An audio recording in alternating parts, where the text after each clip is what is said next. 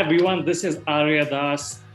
Welcome everyone. This is gonna go straight to my YouTube channel, and we're here with a very special guest. It's my very first FPL content, and we couldn't have had someone better.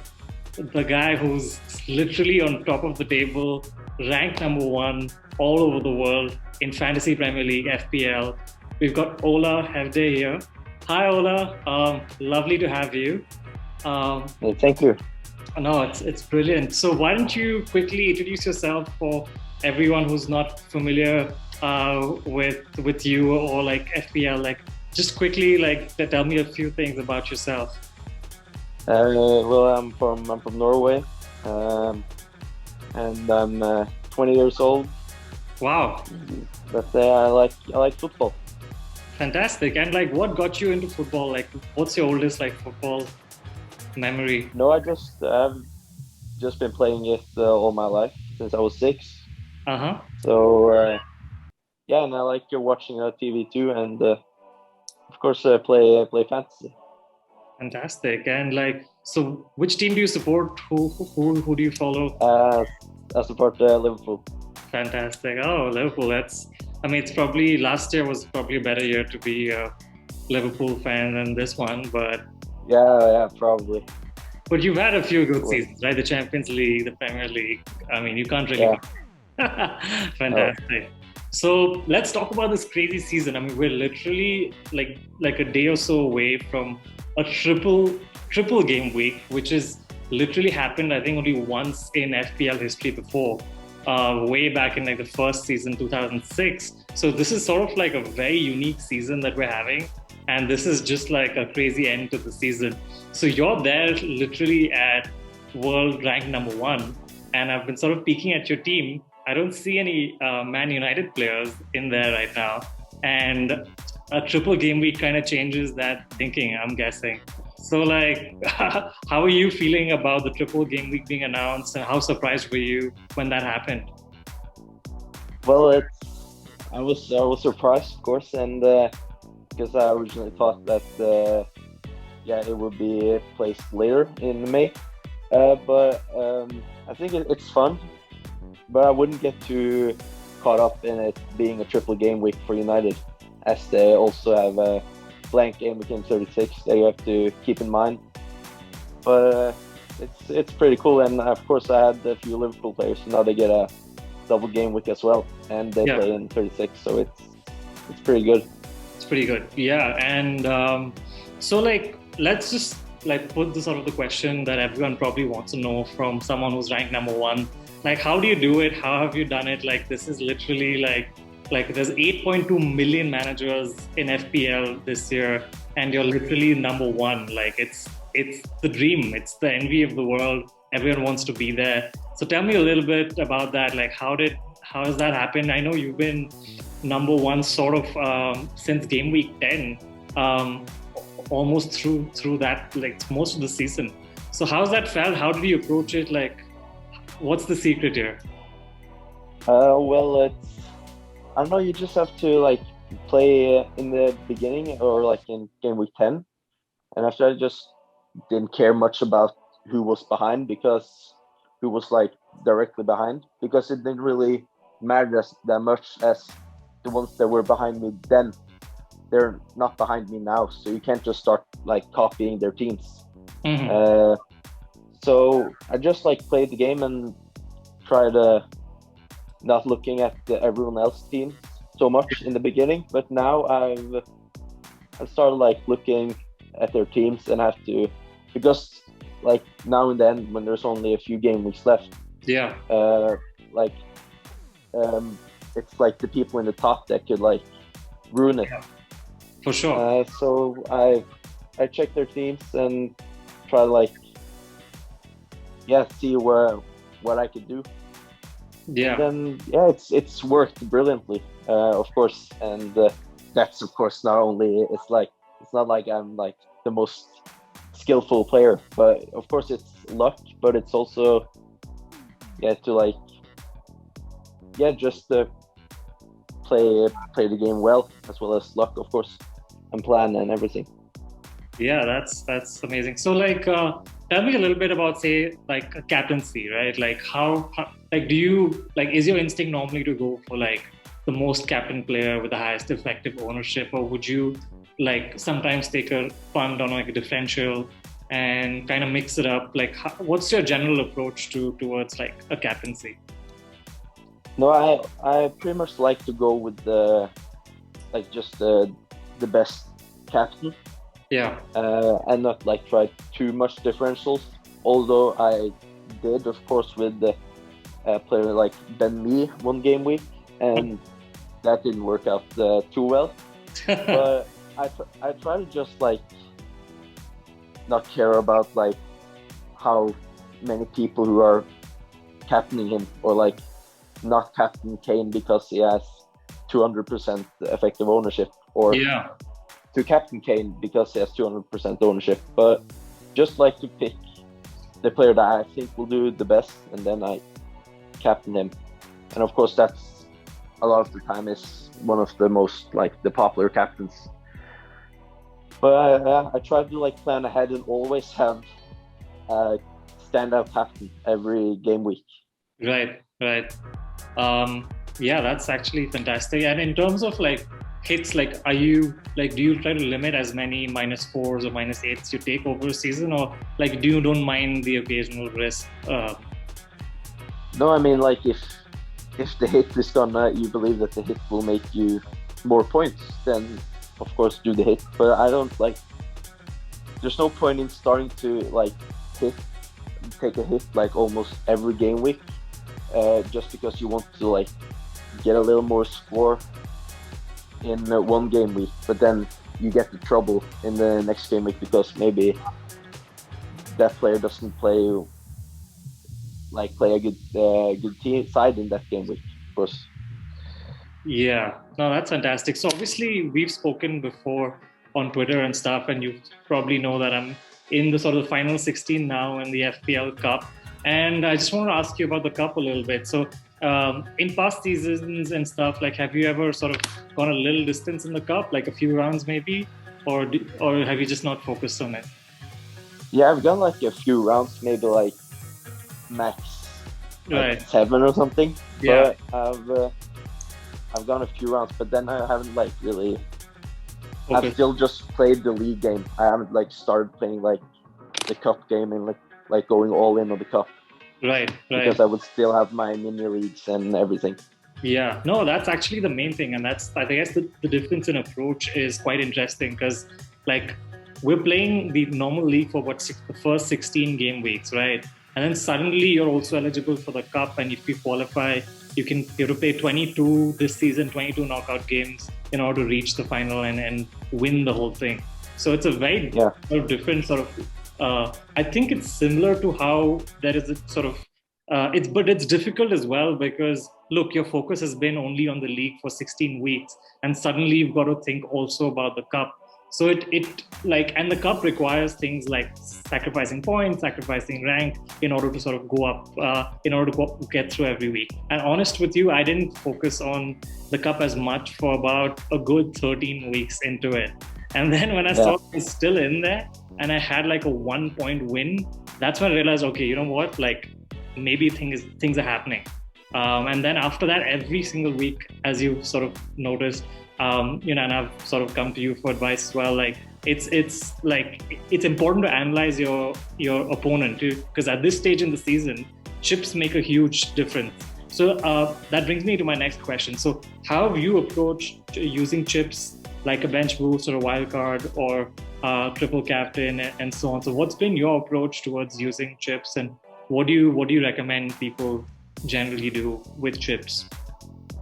well, I saved my wild card in the beginning, Right. but so I used it in game week 10, and I think I try to get like as far as I can with like the my starting team, and then of course with the second wildcard team. But then I try to get like as far as I can until I see like, okay, there's a huge fixture swing. I Yeah. like, this is where I should change my whole team, Yeah. or yeah, or of course you're that unlucky that like everything gets like you have 3 injured players and everything's just shambles, Yeah. then of course I'd use it. But like try to like look forward and think like, okay, I'm gonna use my wildcard here, Yeah. and like sort of plan for that. And like also with the bench boost and the free hit, I think I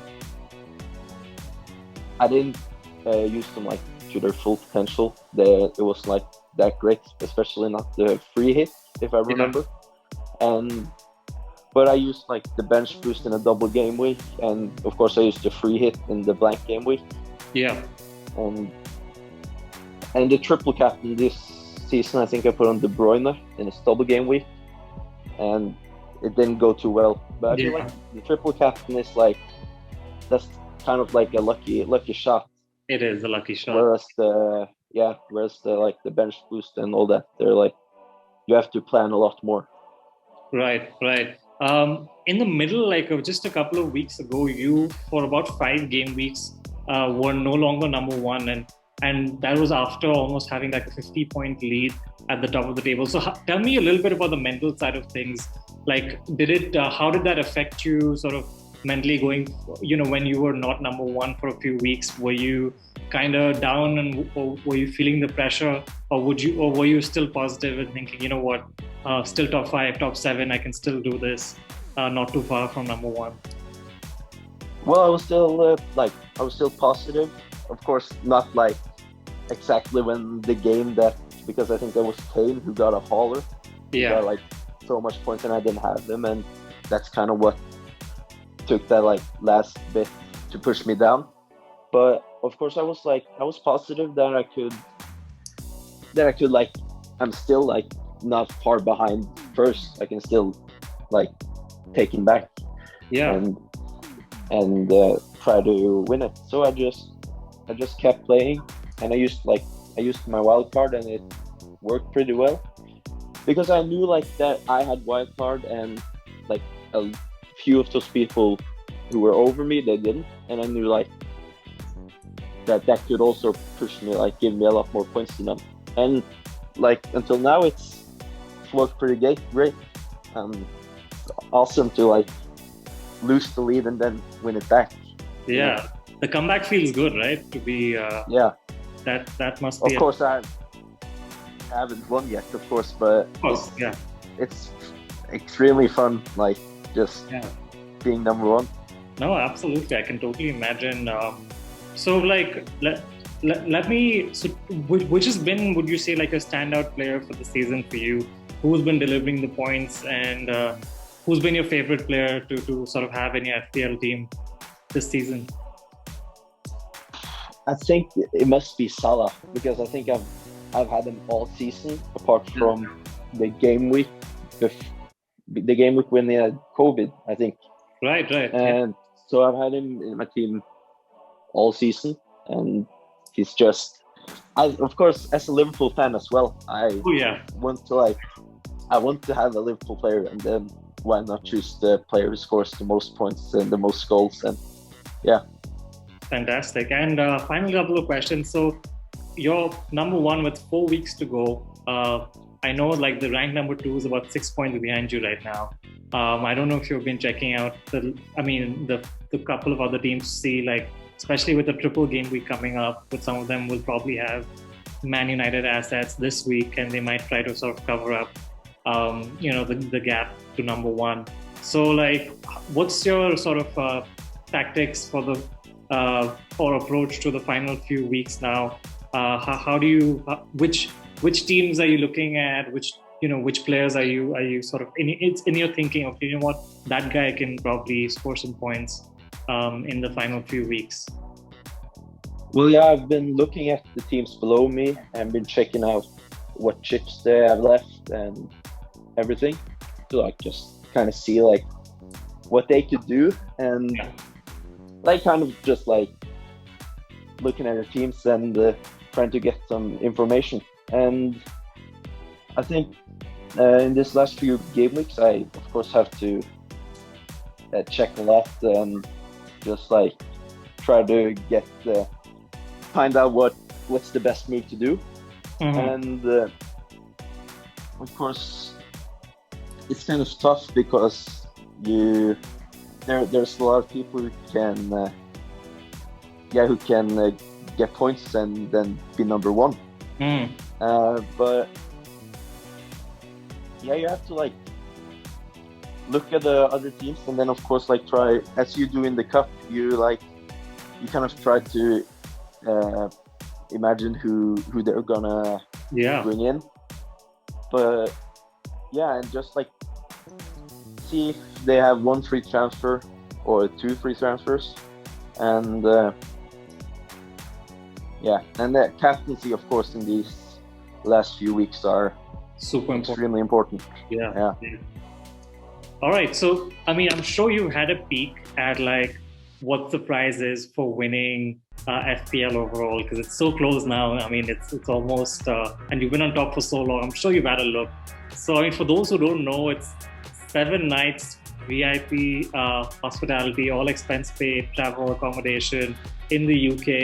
You get to attend 2 Premier League games and a whole lot of other FPL and Premier League goodies. Right? I'm sure you've had a look at that. The FPL Cup has a similar thing, but I think we get only 1 Premier League game and like 2 nights stay and all of that, which I feel like is. I mean, I guess it's fair.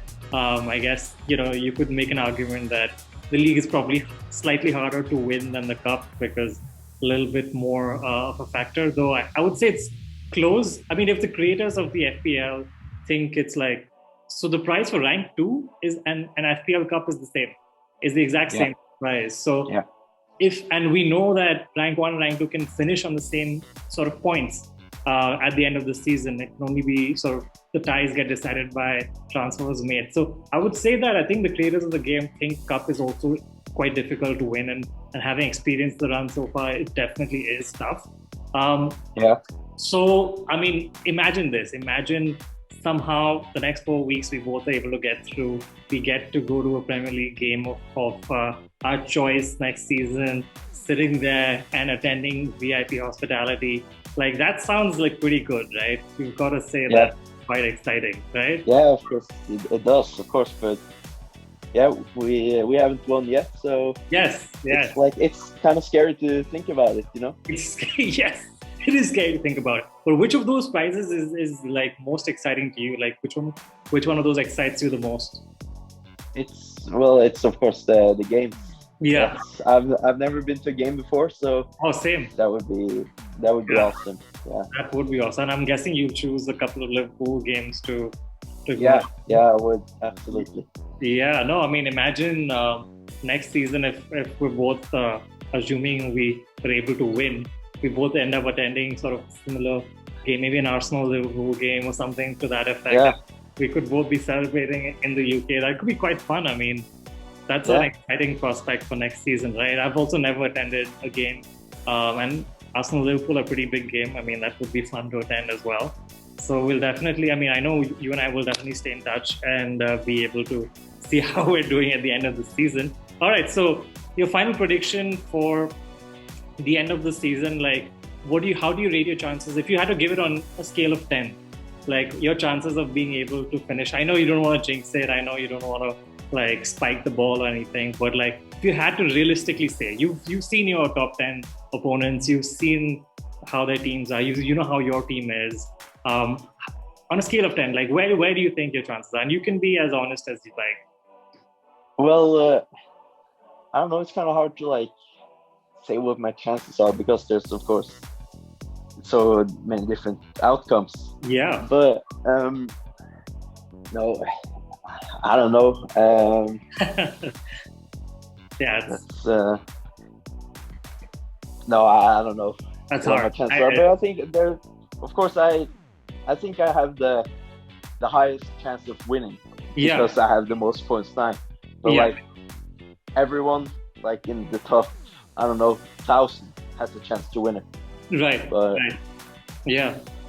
No, it's going to be, and things like the triple game week, things like a match getting postponed because of fans invading the pitch, like those things we can never predict, right? And that's what makes this exciting. And FPL is so unpredictable until the last kick of the ball in the final game when all the bonus points have been tallied. I'm sure you'll be keeping a close eye on that, and that's going to be an exciting finish to the season.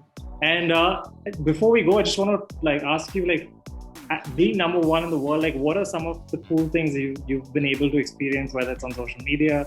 I know I saw you on the FPL show. Like, what has been like one of, like, tell me a few things that have been like happening this year because you've been number one. Like, what are those cool opportunities? Well, there's not that much. Of course, I was on the FPL show, and that was really fun. And I've been on a few like podcasts. Yeah. But like, there's not like a lot. I was, yeah, when I first got number one, I didn't like know before 5 days after I actually was number one, because I didn't have access to my phone or any like electronics or anything, so I didn't know before a few days after. Oh wow! But like it's fun, but what do your friends like think about it? What do your friends tell you? Like, well, of course, in the beginning it was like cool. It's still pretty cool, I think, but yeah. like it's, yeah, I don't know. I get like a few, yeah, some people, of course, when I like meet them, they congratulate me. Yeah. And yeah, nice, right? I'm sure it feels nice, and I'm sure some of them would have got. Yeah. If you win, I'm sure many of them will be like, you've got to take me along for the Premier League game. If you win, right? I'm sure like you got that as well. No, I mean it's wonderful, and obviously like it's been a great conversation, and I know we're going to be in touch as the season finishes up. And what an amazing, no matter what happens in the end, like the fact that we've been in contention to win something that's played by 8.2 million people around the world is honestly like a blessing, and we should totally be grateful. And if we're able to be there at the end, both of us winning, like we'll definitely celebrate. And hopefully next season we can, when we're attending those Premier League games, hopefully we're able to maybe link up then and go, celebrate in the UK. But thank you so much, though. I mean, you've been wonderful, and you've always been great at supporting me and giving me great advice. And after this gets over, I'll definitely send you like my team and all of that on FPL Cup, and just to get your thoughts. I mean, who better to sort of get some advice from than the guy who's sitting in rank 1. We're so close. I mean, I have a bench boost in hand, and I'm hoping that can get through this week. I also don't have any Man United players, so that's getting me a little nervous. I'll be keeping an eye out on the Europa League game going on right about now. Yeah, best of luck to you, dude. I'm totally good luck to you too. I want you to win. I'm gonna follow your season till the end, and hopefully we can celebrate at the end of it. No matter what happens, it's been a wonderful, wonderful season. We will never forget this, even if this may never happen again in our lifetime, but we will never forget this season, right? No, we won't. Fantastic. Okay. Thank you so much for your time, and I'll definitely stay in touch. I'll be sure to send you my FPL team, and best of luck with the end of the season. It's not going to be easy. I know everyone's going to try to be number one. So stay strong, follow your gut, like go for it. Like we're all with you. There's so many of us on Twitter who follow you and are supporting you. So go for it. Best of luck, and I'll talk to you soon. All right? Yeah. Good luck to you too. Thank you, man.